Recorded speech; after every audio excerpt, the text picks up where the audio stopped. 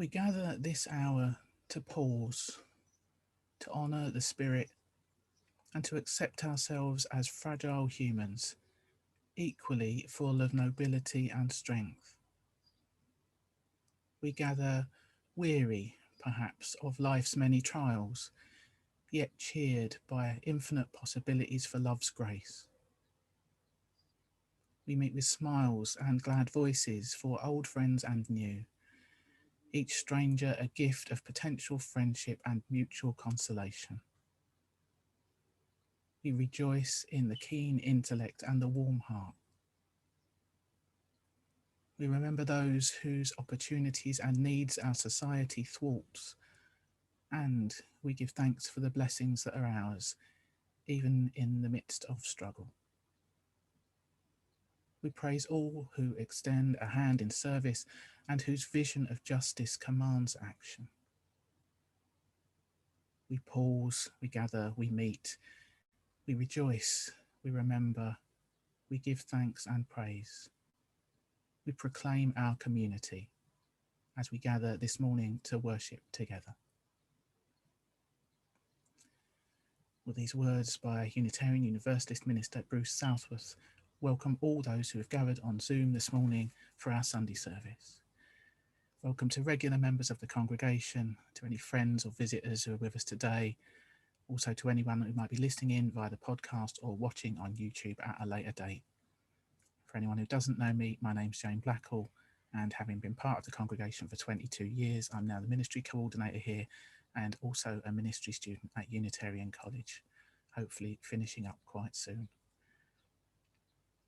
If anyone's here for the first time today, we're especially glad to have you with us. Make yourself feel at home. Hope you find something of what you need in our service this morning, a bit of consolation, a bit of spiritual uplift maybe.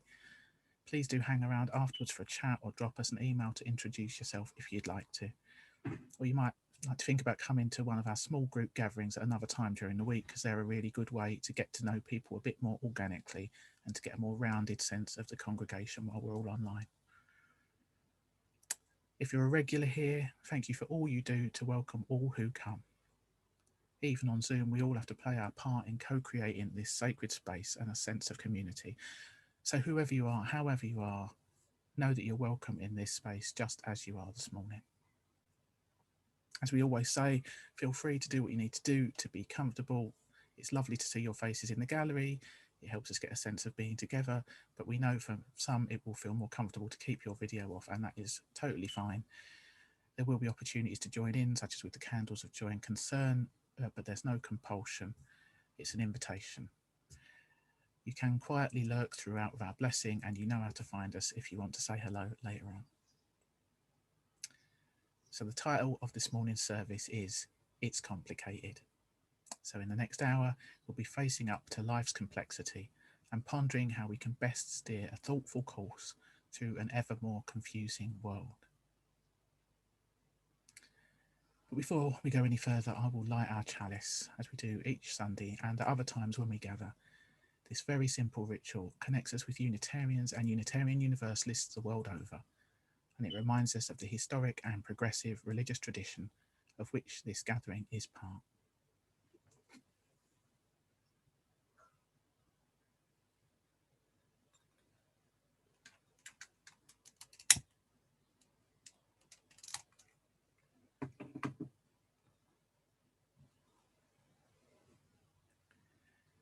We seek our place in the world and the answers to our heart's deepest questions. As we seek, may our hearts be open to unexpected answers.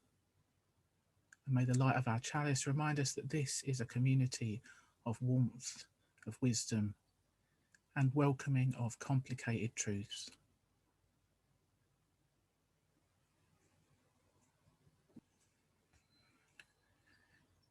So let's take those joys and those concerns, spoken and unspoken, and let's hold them in loving kindness as we take them into an extended time of prayer now. This prayer is based in part on the words of Harry Lismer Short. He's a Unitarian minister who died back in 1975. So I wanted to acknowledge that they might sound a little old-fashioned in places to our modern ears, but I felt that his words fitted our theme this morning so well that I wanted to use them. So let's each do what we need to do to get ourselves into the right state of body and mind to pray together. Maybe shift your position, intentionally adopt a prayerful posture, close your eyes, focus on the candle flame, whatever works for you, whatever helps you get your heart in the right place, such that we're fully present with ourselves, each other, and the larger presence which holds us all.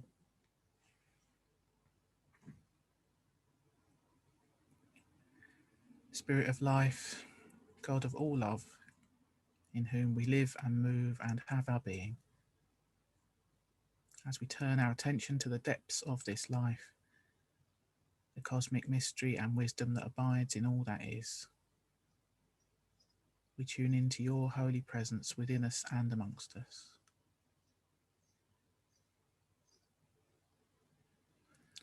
God, life would be easier for us and for all of humanity if only the issues were more plain, the solutions to our problems more obvious. So often we do not know what is best for us to do, either in our personal relationships or in the problems of our society. We grope after solutions and are wise only after the event. This world is a complex puzzle, and so is our human nature, both streaked with good and evil, form and chaos, with new things coming to birth and old things dying. We can only take one step at a time, and do not know how even our best endeavours will turn out. We're often tempted to give up the struggle and just let the future be what it may.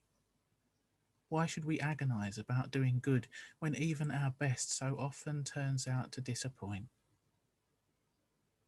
Why should we try to achieve better human relationships when each problem faced only seems to shine light on another? But we know that is not the true way of life. We are called to do good, to aim at goodness, in faith that no honest endeavour is ever lost. We are called to take good truth and goodness seriously, even in a complicated world of ambiguity and imperfection. We erring creatures of a day must dare to do right, to deal compassionately with one another as in the face of eternity. We must live as seeing the invisible. We must let the eternal interpenetrate our lives so that some good is done by us, some truth spoken, even in this imperfect world of imperfect human beings. Out of the loose ends of this life, let us strive to make a coherent plan of living. Let us purify our hearts and simplify our affections, so that grace may flow through us and make our lives more fruitful and good.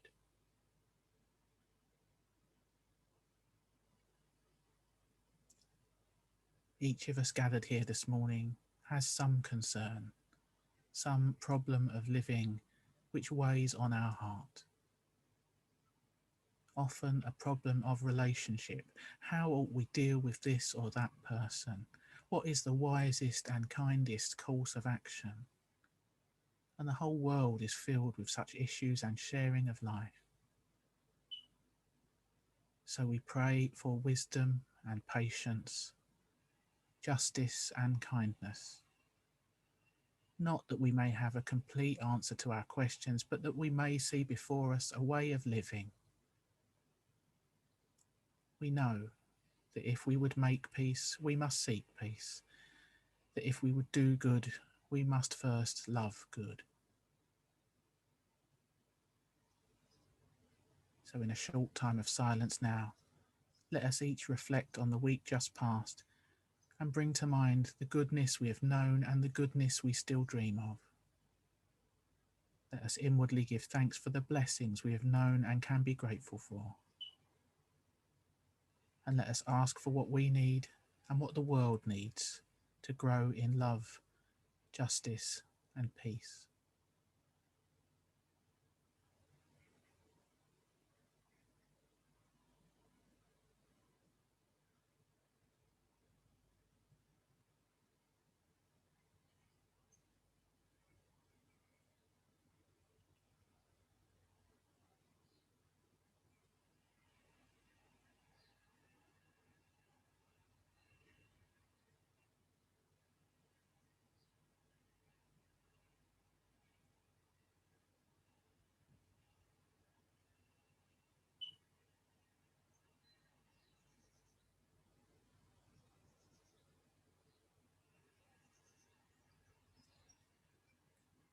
God of all love, we offer up our joys and our concerns, our hopes and our fears, our beauty and our brokenness, and we call on you for insight, healing, and renewal.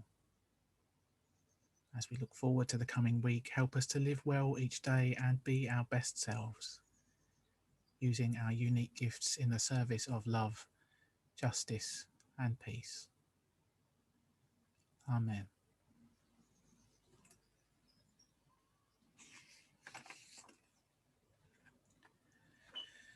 It's time for our first hymn now, For the Splendour of Creation. This hymn celebrates both the diverse wonder of the universe and the human quest to make sense of the whole complex mess of it all. This version is sung by our own Kensington congregation back in January 2018. As you might imagine, we weren't expecting to be using the recording for this purpose 3 years on. So you'll hear Sarah, who was leading the service that day, speaking over the introduction a bit, and you'll hear, as we always hear, people rustling and coughing and messing about. You know, we can be generous to our past selves. The words will appear on screen so that you can sing along, or you might prefer just to listen. We'll make sure that you're muted throughout so that nobody will hear you. Splendor of creation.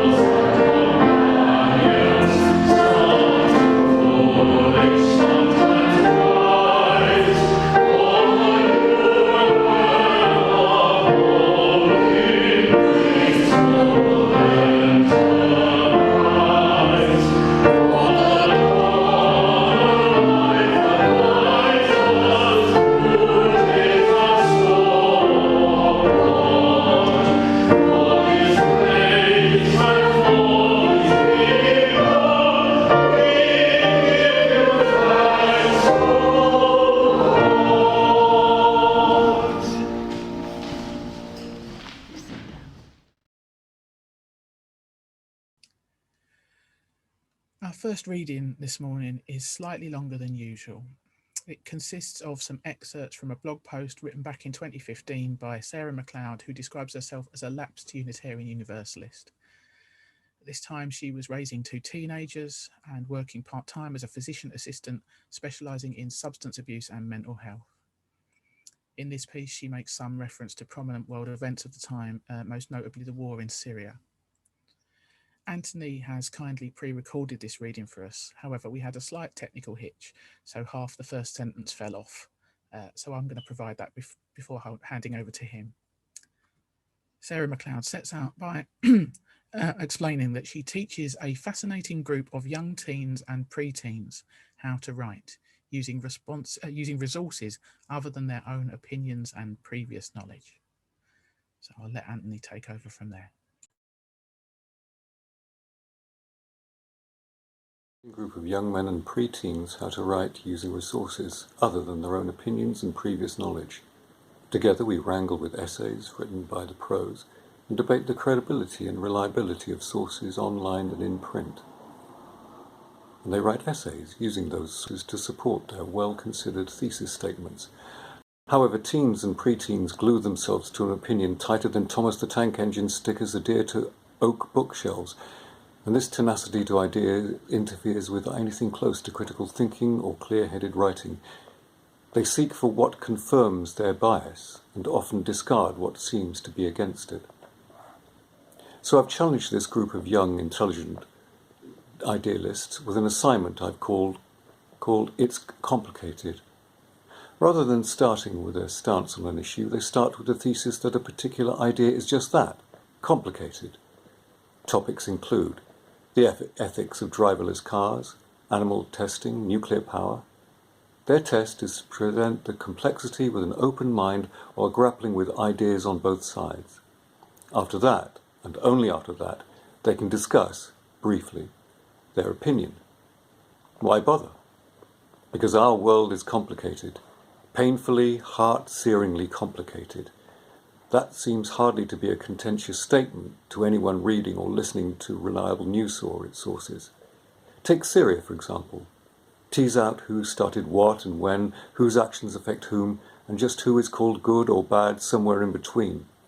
Reach back 5 years, then reach back further, a decade, 5 decades, a century, 5 centuries. When did all this really start? Then take a single possible outcome, one way this situation could turn out, and look forward 5 years. Don't just look at ISIS and Syria when you slide your eyes along that mental timeline.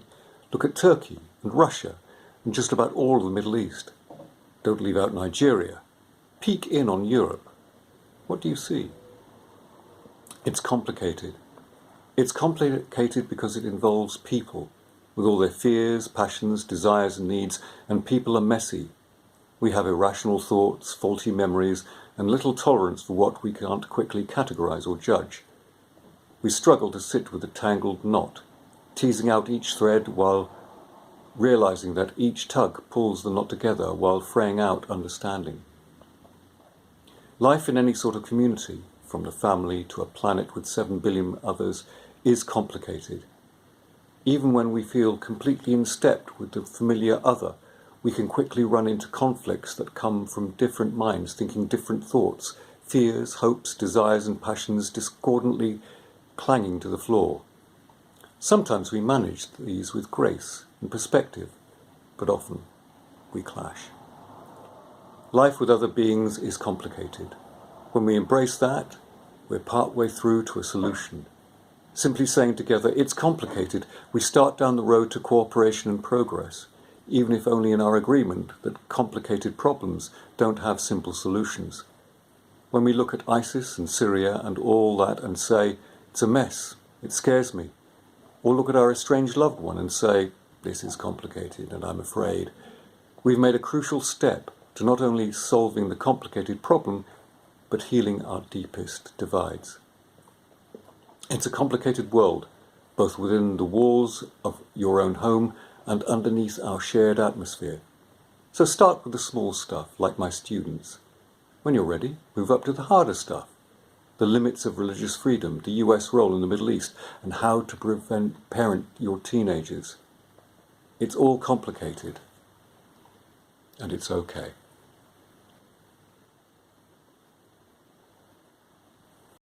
Thank you, Antony. Lots to think about there. We've come now to a time of meditation. I'm going to share a short poem called Choice by the Unitarian Universalist minister and poet Lynn Unger to take us into our meditation today. This poem reflects on the reality that every day of our life brings choices, and those choices have real consequences, which we have to make imperfectly in the midst of life's complexities and life's ambiguities and life's unknowables. This poem will be followed by a few minutes of shared stillness, during which we'll have our virtual chalice flame on screen in case that helps you to focus. And the silence will come to an end with some lovely, gentle music, Bach's Arioso, performed by Abby Lorimier and Peter Crockford. So again, let's each do what we need to do to get comfortable, have another wiggle if you need to. You might want to put your feet flat on the floor to help ground and steady yourself. You might want to close your eyes. We can let these words from Lynn Unger take us into our time of meditation.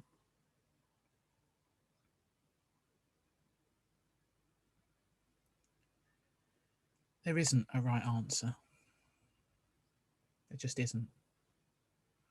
The game show where the bells ring and the points go up and the confetti falls because you got the answer is a lie. The preacher who would assure you of how to attain salvation is making it all up.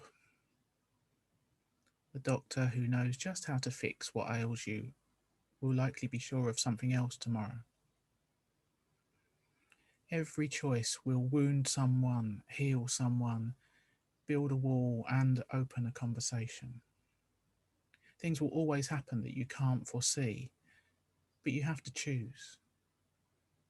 It's all we have, that little rudder that we employ in the midst of all the eddies and rapids, the current that pulls us inexorably towards the sea.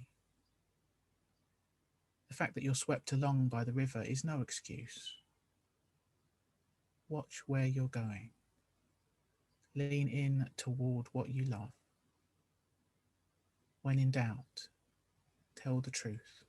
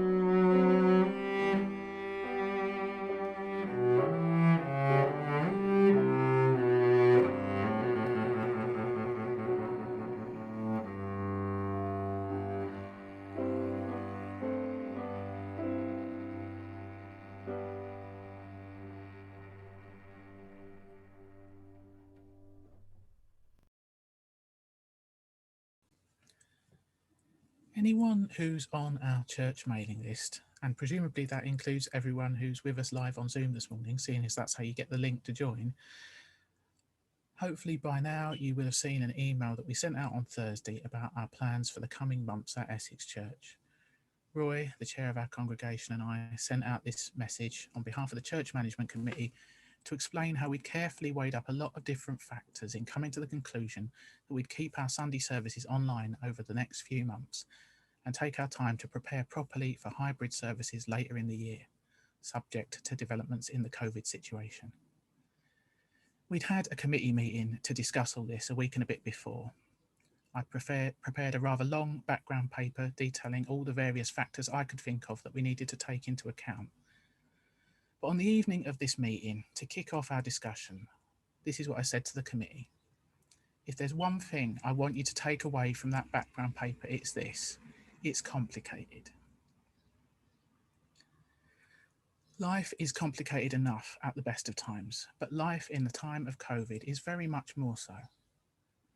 Most of us find ourselves ill-equipped to weigh up all the scientific and social and political and ethical factors that might have a bearing on our day-to-day decision-making in relation to what will be, for some, a matter of life and death, or at least a matter of long-term incapacity for those many people with long COVID.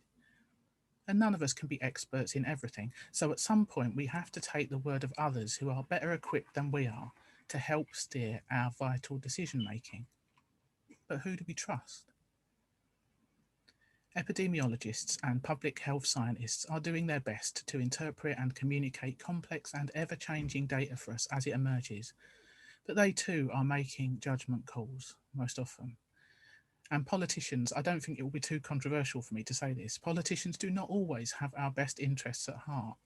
They're sometimes motivated by factors other than human welfare and the common good.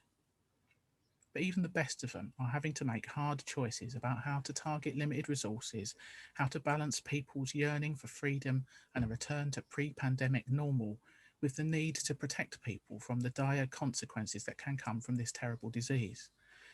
As of this weekend, the Office for National Statistics states that 128,000 people will have died of COVID, and about 1 million are suffering ongoingly with long COVID in the UK alone. So this is something that every one of us will have different thoughts and feelings about, I'm sure. And indeed, that realisation was something we were very aware of as a church committee a couple of weeks ago when we sat down together to try and make some responsible decisions on behalf of the rest of the community. But let's take a step back from the COVID situation in particular and take a broader view. Let's think a bit about how we might each steer a more thoughtful course, how we might live a good life in an increasingly complicated and confusing world, particularly in terms of how we relate to others, perhaps, whether that's in our closest relationships, in a community such as this one, or in a larger socio-political global sense, whenever our actions and opinions might impinge on others. Well, as we heard in the reading through Sarah McLeod earlier, the very first step, perhaps, is the act of admitting it's complicated. Facing reality as it really is, even if that's messy or uncomfortable or downright scary, rather than indulging in wishful thinking or, conversely, catastrophic thinking that oversimplifies the situation at hand. Not taking for granted that the right thing to do or to think is obvious, but taking a larger view, pausing to reflect on our choices, practicing some kind of discernment, rather than going with the flow or following the path of least resistance. In truth, we each make hundreds of choices every day, most of them probably fairly inconsequential, and we can't stop to stroke our chin about all of them. In reality, a lot of our life has to run more or less on autopilot just so that we can get through the day.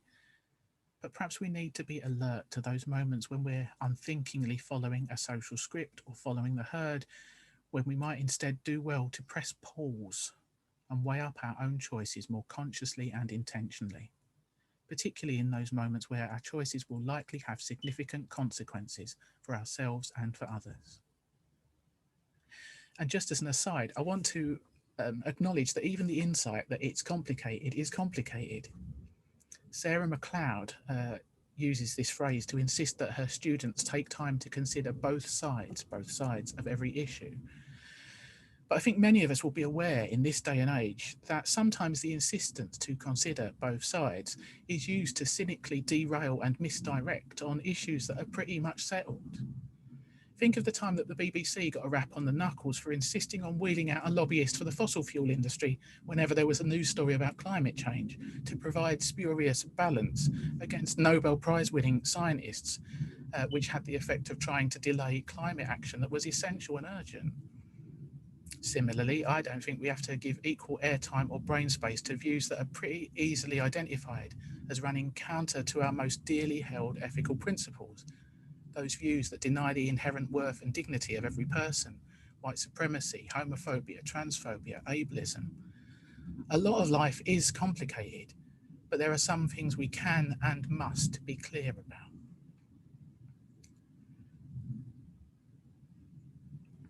But like I said, today we're focusing more on the ways in which life is indeed more complicated than that.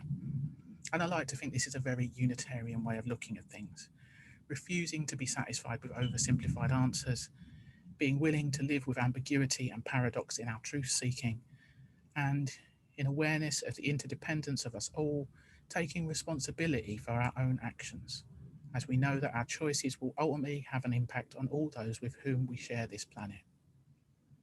And so we do our best to remain mindful of the balance between self and other, individual and collective, local and global, as we all try to coexist, survive and thrive in these complicated times.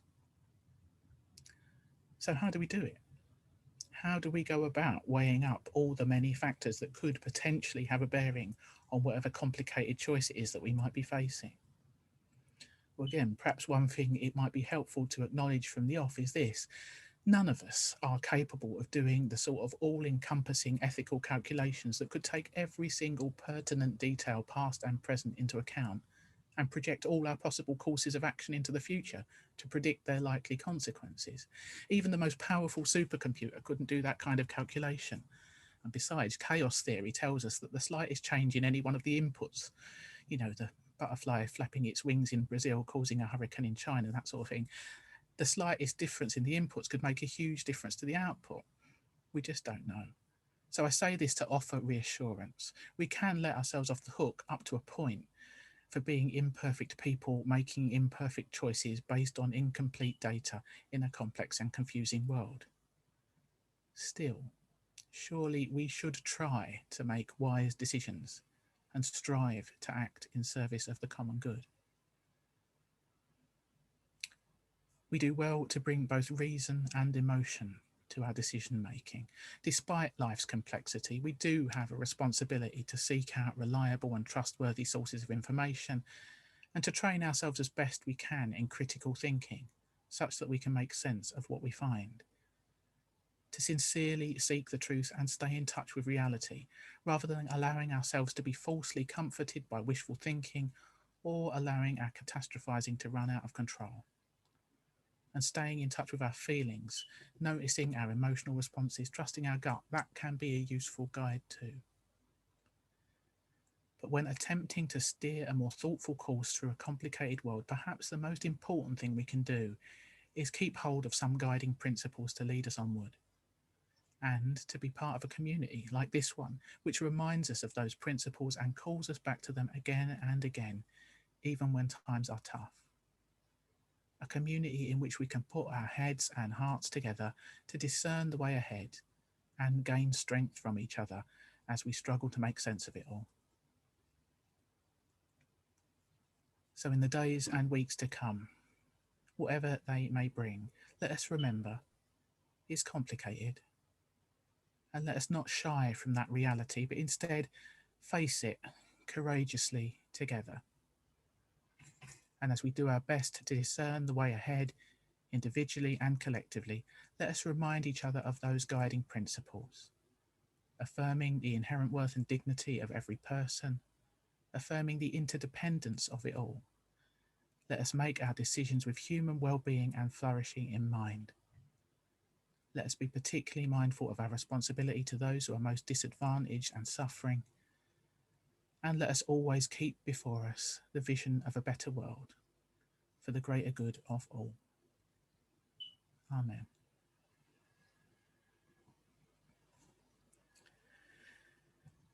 Time for us to sing together once again. Our second hymn, really reinforcing that message. Our world is one world. This time it's sung by the Unitarian Music Society, and the words speak so clearly of how we're all interconnected and how the thoughts and actions of every single one of us affect everyone the world over. So feel free to join in with singing our final hymn today, or as ever, you can just listen along.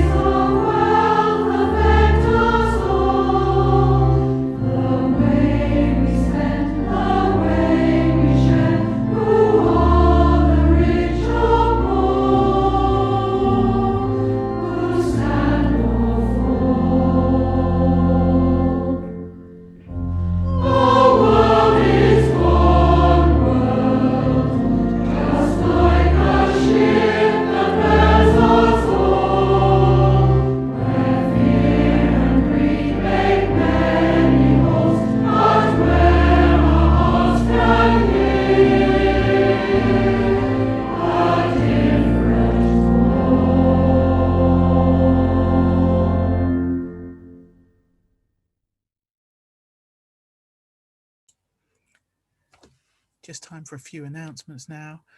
Thank you to John for hosting this morning and Janine in support. Thanks to Anthony for pre-recording our reading at very late notice on a busy weekend, and to Abby and Peter for our lovely music. As ever, there are various opportunities to connect with the congregation in the week ahead. Coffee morning at 10:30 on Tuesday, always excellent conversation and surprising tangents. Newcomers are very welcome. Heart and Soul, our contemplative spiritual gathering, is on the theme of gardening this week. Just a couple of spaces left tonight and Friday at 7. Be in touch with me if you want to join. Even if you've never been before, it's not too late to start. Looking further ahead, there are a number of in-person events you can book for. There are a series of concerts at church organised by our music scholar, Abby Lorimier. The first is on Monday, the 14th of June at lunchtime. These events are being held with COVID-safe protocols in place, so numbers are limited. Booking is essential so that we can maintain social distancing, and we're continuing to ask people to wear masks at all times in the building. These concerts will also be streamed for you to watch online, and there'll be more information about that in next Friday's email. But do email Abby if you want to book a place, and those details are in the Friday email. We're also starting to offer some in-person gatherings at the church, hopefully 4 each month. The first one is on Saturday, the 12th of June at 11, led by Sarah. And then I'll be offering an in-person Heart and Soul on Wednesday, the 16th at 2. And Michael Ellurid and Brian Ellis are going to offer Saturday and Wednesday gatherings later in the month. Again, booking's essential and the COVID-safe protocols will be in place. So contact the leader of any ones you want to go to get your name down while there are still places. As usual, after today's service, we'll have virtual coffee time to chat in small groups if you'd like. If that's not your thing, as I said at the start of the service, feel free to get in touch via email if you'd like to introduce yourself, because it is a bit harder to get to know new people here on Zoom. And we do like to take a group photo after the closing music, so stick around for that if you don't mind. Next week, we'll be back again on Zoom at 10 with Sarah, who will be leading a flower communion service. And she's given me some information to pass on. She says, please bring a favourite flower or plant with you to the service next week, or a picture of a favourite plant of a flower. I will remind you about that in the Friday email, but I thought I'd give you advance warning in case you need to spend all week thinking about what your favourite plant or flower is. Feel free to share the link for the service with your friends. So we've just got some closing words and closing music now. It's a cello piece by the contemporary Jamaican composer Eleanor Alberga called Ride Through, and I think it complements our theme today very well. So I invite you to select gallery view at this point if you can, so that we can see each other and get a sense of our connectedness for the closing.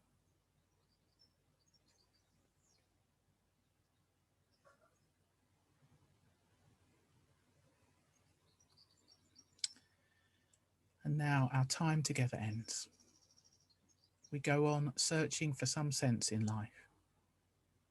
We wait for a tomorrow when we shall see and know. We hope that someday the way forward and the meaning of it all will be more clear. But today is what we have. We may see dimly, we may be burdened with fears, we may be confused, conflicted and unsure, but this day is ours, the only day we have. So for the grace and the tumble of the day and each day, we give thanks. For the many small delights that await us along the road, we give thanks. For the depth and the breadth and the warmth of all that can yet be, we give thanks. May new strength and bright hope fill us as we journey onward, and until we meet again, may we each find the courage and the wisdom that we need to meet the days to come. Amen.